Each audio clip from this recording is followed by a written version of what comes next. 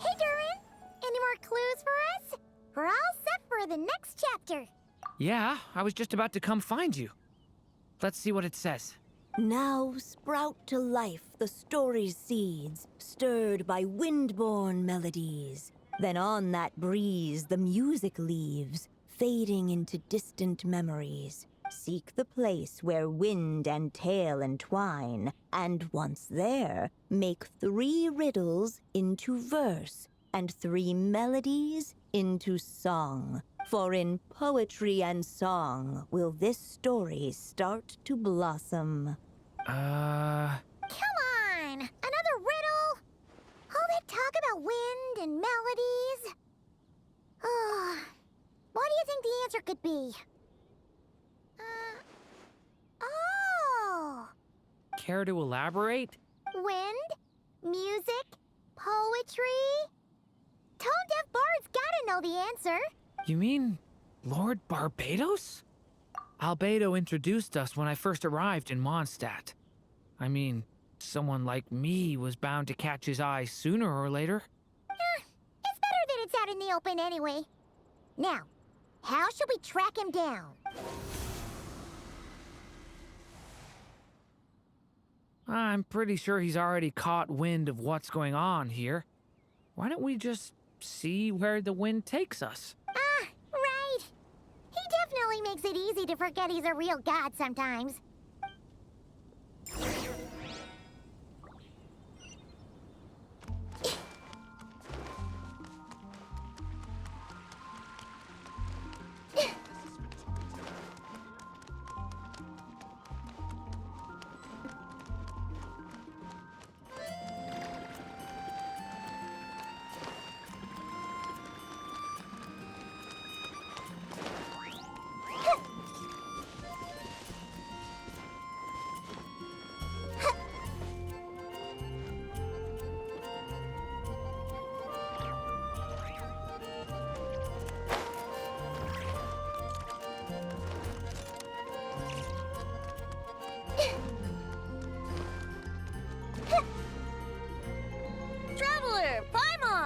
What a sight for sore eyes! And the little dragon from the fairy tale world. I heard your voices calling out to me on the wind. Something about needing help with a riddle? Sorry to disturb you, Lord Barbados. Disturb me? Not at all! To tell you the truth, I'm just as curious about this riddle as you are. Let me take a look.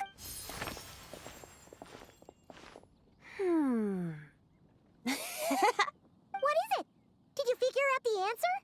3 riddles and 3 melodies. That sure takes me back.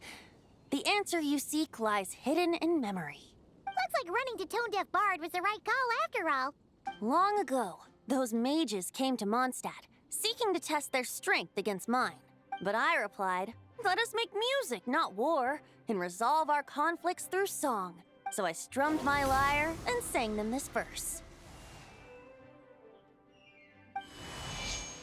Oh wind, welcome now, my guests. Pass through verdant leaves unseen, where shape your formless self may take, and offer up a graceful scene, a fleeting gift for welcome's sake.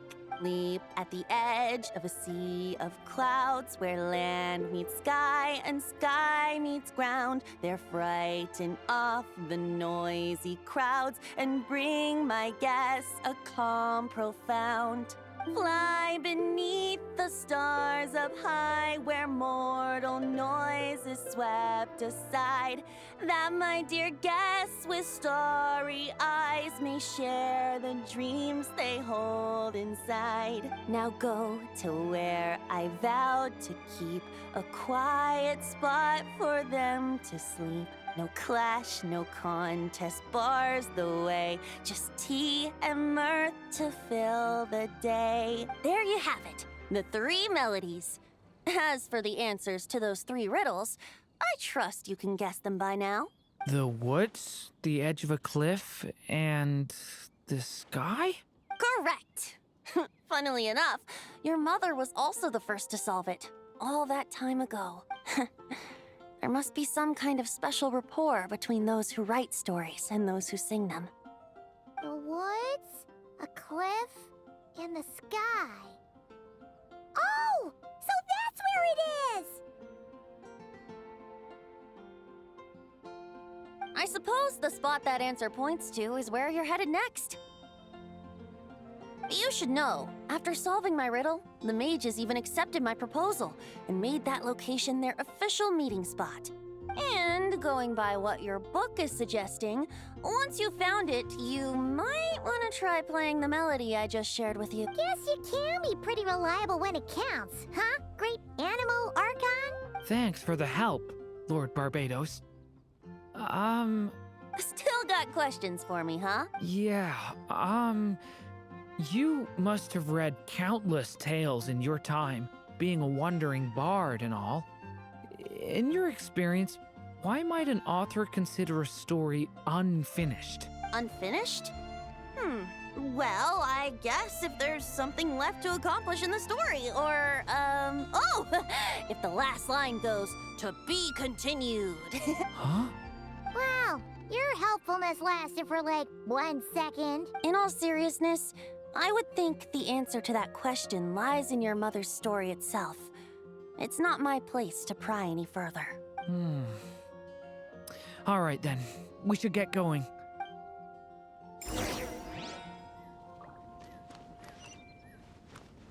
I wonder when their next meeting will be.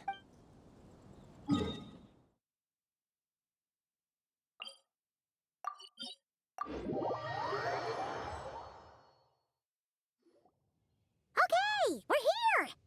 Now, we just need to play the 3 melodies, and we should be able to gather the memories for the next chapter, right? A musical performance? Huh. Out of all the things Miss Lisa has taught me, that's the one I'm worst at.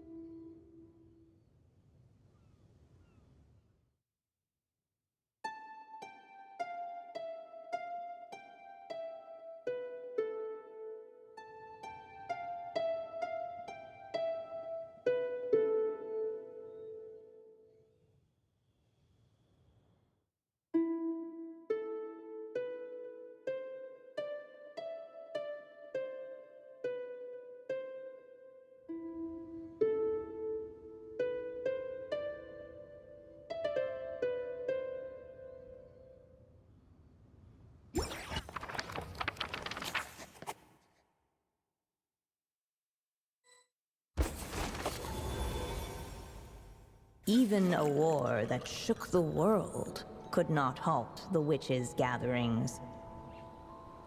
Yet even so, with the passing of time, 3 of their teacups no longer came to be set. The witches did not linger long in sorrow, for the story witch had brought glad tidings of her own. Born was her dragon child, safe and sound. Her fellow witches offered up their blessings, eagerly debating how to celebrate the child's birth.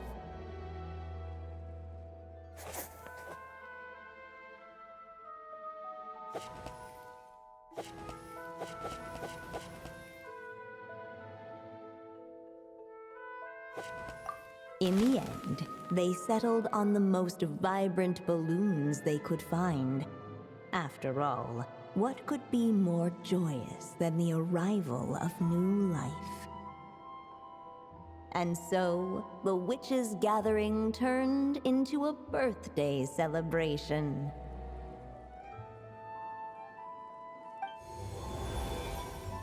So, we're back in the story world, huh? As if from nowhere, new guests appeared at the witches' table. Perhaps they too had come to celebrate the dragon child's birthday. Yet while everyone else was busy thinking about what kind of gift to offer, these three seemed to have come empty-handed. Hardly the recipe for a warm welcome to a birthday party, now is it? A gift? Hey, what's this all about? We only just found out this was a party. While the guests voiced their complaints and grievances, perhaps they should have been wondering what kind of gift to give instead. So, we need to bring a gift to advance the story? But where are we supposed to get something like that? Perhaps it would be a good idea to have a look around. Why didn't you just say so?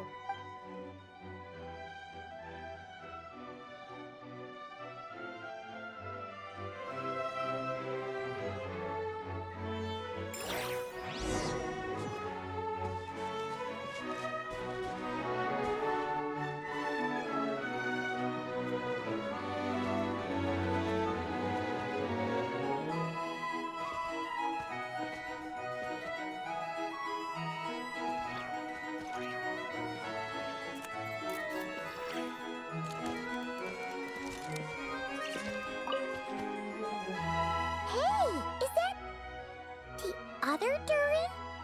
Hey, Mini Durin!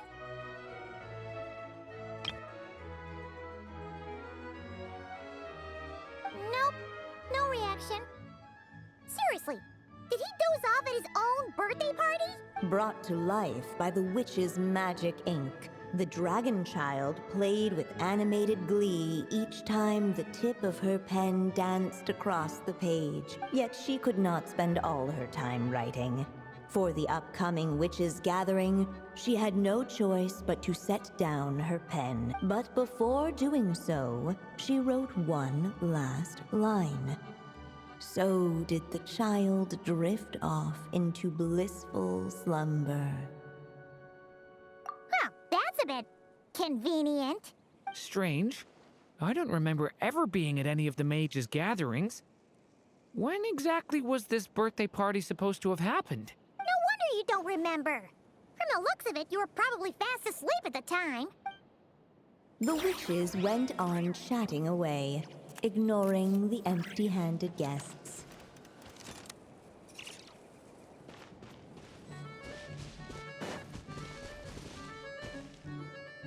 Hey, could we use these as gifts, maybe? At last, the guests found something to give the dragon child. Guess that's a yes, then. Which one should we go for?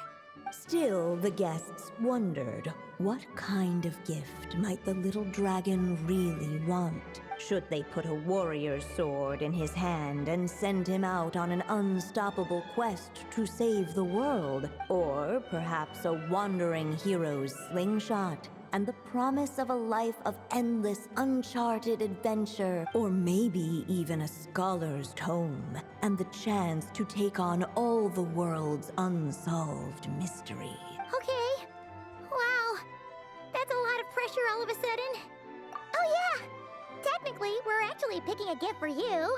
So, which one would you prefer? You want me to choose? Wow, this feels kinda special. How come? For as long as I can remember, I've spent most of my time living in the stories my mother created. I always thought my mother had everything written out for me already, just like the toy figures in Constellation Metropole. What I wanted to do with my own future.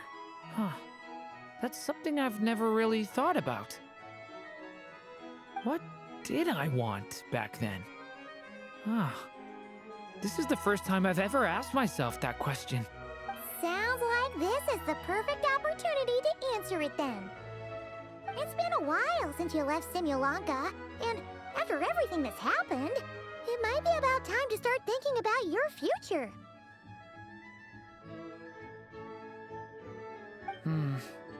Then let me give it some thought.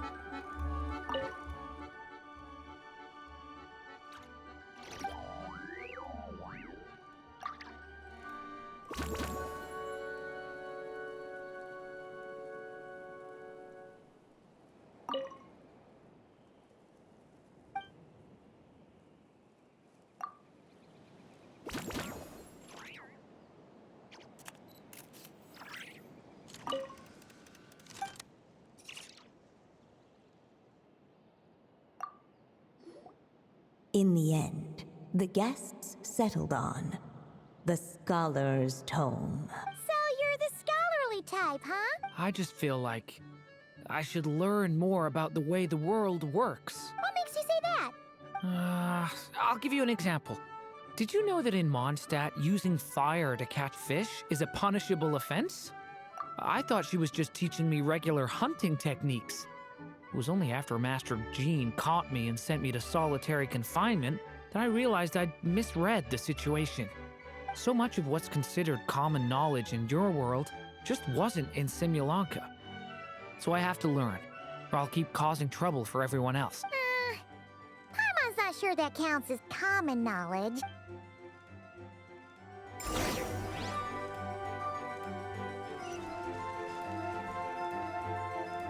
Alright, they should let us in now that we've got a gift, right? Hello there. Brought a gift this time? The newly arrived guest presented his gift, wishing the little dragon a future as a wise and accomplished scholar. Accepting the guest's blessing, the Story Witch invited him and his friends to take their place around the table. Finally, she could introduce them all to her dragon child, telling all in attendance about the moment of his hatching, and of course, the name he'd been given. It was then that the Seer Witch, diviner of the stars, withdrew her gaze from the heavens and turned a sorrowful glance upon the little dragon. You gave him the same name as that evil dragon? That's right. But the life I intend for him shall be very different. What folly, to love so blindly. For as you must know, a name is the mirror of destiny itself. He who bears an evil dragon's name must also inherit the fate of its previous owner. His fate has been foretold. Then I'll rewrite it. The witches at the table fell silent, for they knew the Seer Witch's words had never once proven wrong. Yet, just as clearly, they recognized the Story Witch's resolve. For there is scarce a force in this world more fearsome than a mother's love. At last, the Merry Witch stepped forward, dispelling the uneasy silence. So be it. Then we'll all lend a hand. Together, we shall rewrite this child's fate. You mean to defy one of the fundamental rules of this world? I refuse to be shackled by such rules. Besides, this is a witches' gathering, is it not? What could be more fitting a subject for this occasion than to defy them? Oh? Sounds like an interesting experiment. I suppose, were we to succeed in this endeavor, we might bring a touch of wonder to this otherwise The Merry Witch finally talked them all round, just like she had done many times before. Warm and strong as the sun she was. So much so, in fact, that those who her light shined down upon had no choice but to bask in it. And so the witches readied their gifts. 3 marvels of the cosmos. For this child, I shall decipher the ravings of the heavens and lay bare before him the trickery of fate. For this child, I shall leave a formula powerful enough to unravel the very origins of this world.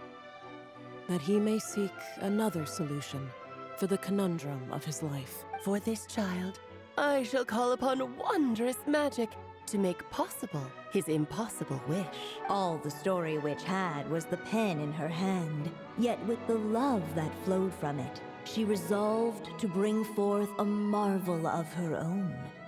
For this child, I shall leave behind the last story I will ever write, and with it, a path to an ending yet untold.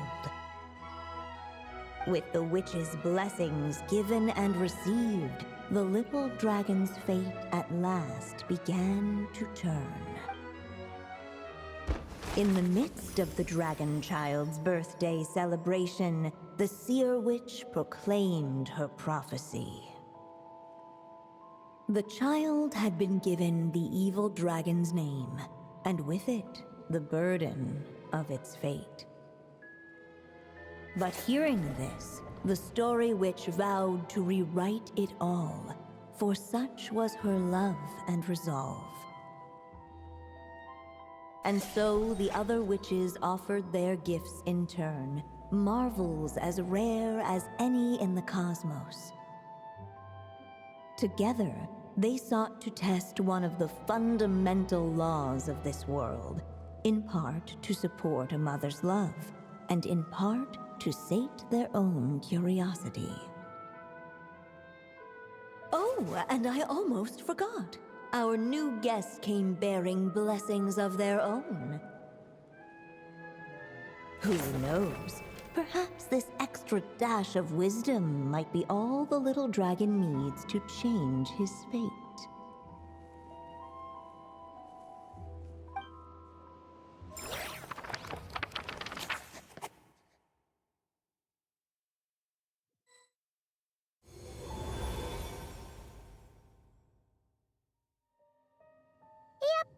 Looks like we've completed this chapter, too. Those witches in the story were the mages of the Hexen Circle, right?